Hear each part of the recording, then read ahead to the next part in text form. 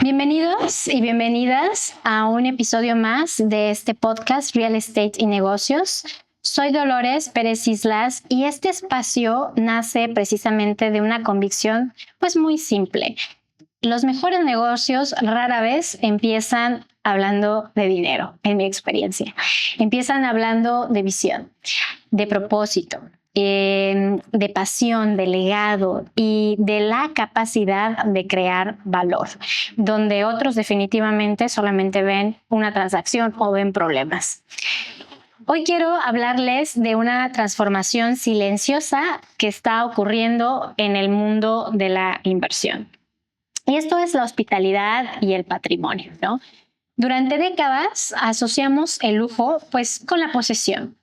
Más espacio, muchísimo más propiedades, más objetos, más exclusividad, pero las personas más sofisticadas del mundo están empezando a redefinir el concepto. ¿Y por qué llega en un momento en que acumular deja de ser interesante? Y lo que realmente adquiere valor es sin duda el acceso, el significado, la historia, la pertenencia a eso. Así que hoy algunos de los activos más deseados pues del mundo no son necesariamente pues los más ni los más costosos. Son más bien los difíciles de replicar. Por ejemplo, un viñedo familiar en la Toscana, una residencia histórica en París, un ryokan centenario en Japón, un palacio restaurado en Marrakech, por ejemplo. No son simplemente pues propiedades, ¿no? Son piezas de una historia, son piezas de arte que continúan escribiéndose todos los días. Y eso pues nos lleva a una pregunta que al menos a mí me fascina. Y estamos entrando en una nueva era, precisamente donde los mejores activos ya no se adquieren solamente como inversión, sino como una forma de pertenecer a algo totalmente extraordinario. Porque hay propiedades que definitivamente se compran, hay activos pues que se invierten y existen lugares tan extraordinarios que simplemente se coleccionan. Y justo esa parte del lujo de poseer, de pertenecer a algo durante años, el éxito inmobiliario se midió precisamente por la acumulación. ¿Cuántas propiedades tienes? ¿Cuántos metros cuadrados? ¿Cuántas recámaras? ¿Cuántos espacios? ¿Cuántas habitaciones generas? Pero algo está cambiando y también esto se ve cuando la gente pues termina de habitar la casa por generaciones, ¿no? Los inversionistas, los empresarios, las familias patrimoniales, pues ya están buscando algo diferente. Están valorando las experiencias, están valorando el diseño, evidentemente la autenticidad, valoran pues la comunidad, valoran la calidad de vida, valoran ese tiempo invertido y ese tiempo dentro del ecosistema, y por eso vemos en crecimiento el concepto que cada vez se hace más exclusivo de ciertos mercados internacionales, ¿no? Y este concepto es precisamente el de Founders Collections, ¿no? Que tiene mucho que ver con los private memberships, ¿no? Este tema con el tema de hospitality, de residencias, los clubs privados, las colecciones patrimoniales, las comunidades altamente curadas. Lo que todos estos modelos tienen definitivamente en común es que ofrecen pues algo más que una simple propiedad. Ofrecen acceso, ofrecen identidad y ofrecen pues una pertenencia, ser parte de una comunidad, de una propiedad en un mundo donde cada vez más cosas pertenecen entre sí. La pertenencia se está convirtiendo en uno de los activos pues más valiosos. Quizá por eso estamos viendo pues una transición muy interesante últimamente. Estamos pensando de comprar inmuebles a coleccionar experiencias, de adquirir pues propiedades a formar parte de sus historias, de ser propietarios a convertirnos en custodios de esos inmuebles. Y precisamente aquí, cuando entendemos que no estábamos desarrollando un inmueble así simplemente. Hace algunos años iniciamos la restauración de algún par de proyectos en la costa, en Zipolite, en Puerto Ángel, en Oaxaca, en la ciudad. Y honestamente pensamos que estábamos rehabilitando todos los días el inmueble. Con el tiempo, definitivamente entendimos que estábamos pues custodiando, estábamos haciendo una historia, estábamos reviviendo el inmueble, porque definitivamente este tipo de inmuebles patrimoniales tienen algo que ningún desarrollo nuevo podría fabricar. Y eso tiene que ver con el tiempo, tiene que ver con la memoria, con el contexto. Y la verdad es que es súper excitante ver cómo empieza un proyecto donde lo compras, lo adquieres de alguna manera y se va transformando con creatividad, con un equipo talentoso, con ideas que van refuncionalizando los espacios, con las aperturas de luz, con las refuncionalizaciones de los espacios, con el aumento de amenidades, con una respuesta diferente al mercado.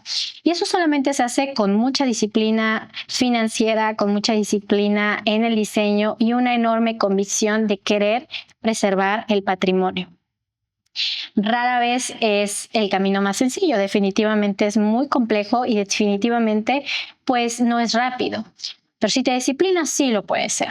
Así que al finalizar el proyecto, nosotros, por ejemplo, en nuestro caso, entendimos algo fundamental y entendimos que los activos más importantes no son necesariamente aquellos que pueden, pues, construirse una y otra vez de manera consecutiva. Muchas veces son aquellos que jamás podrán volver a construirse de la misma manera.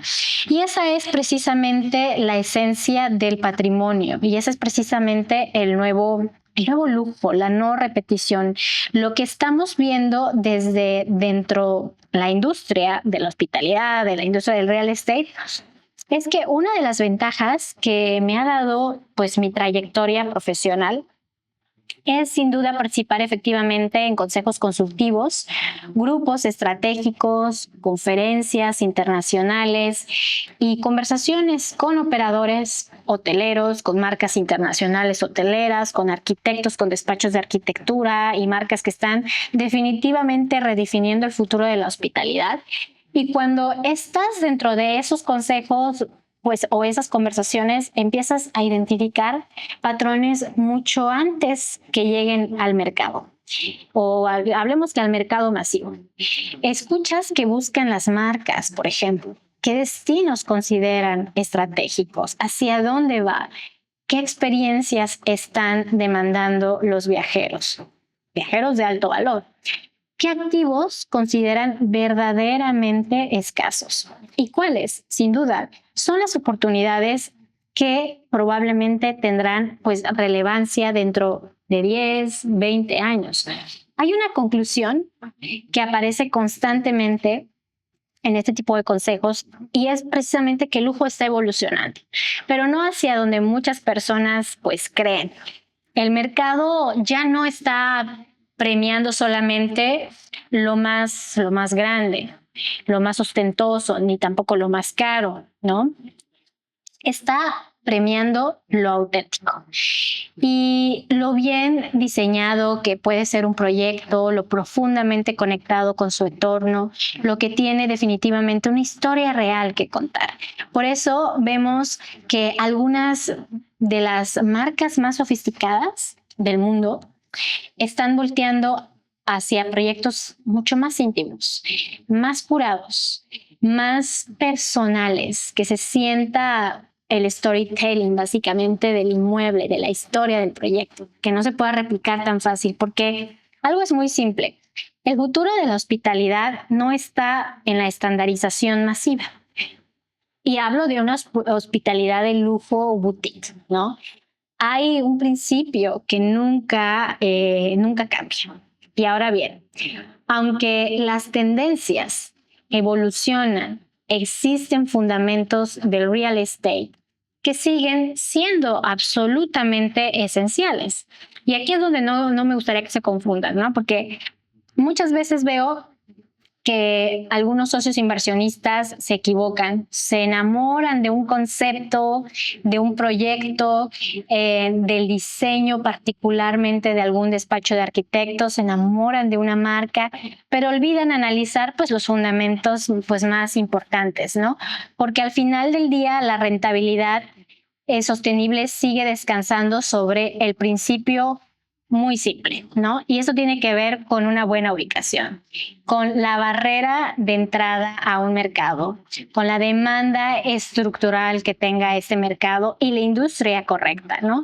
Existe una frase muy conocida en real estate que tiene que ver con location, location, location, pero yo también añadiría pues todo lo que tiene que ver con el mercado, hacer estudios preparativos, estudio del mercado, hacer hipótesis muy sustentadas en la hospitalidad que continúen el real estate, por ejemplo, definiendo muchas verdades de los negocios inmobiliarios.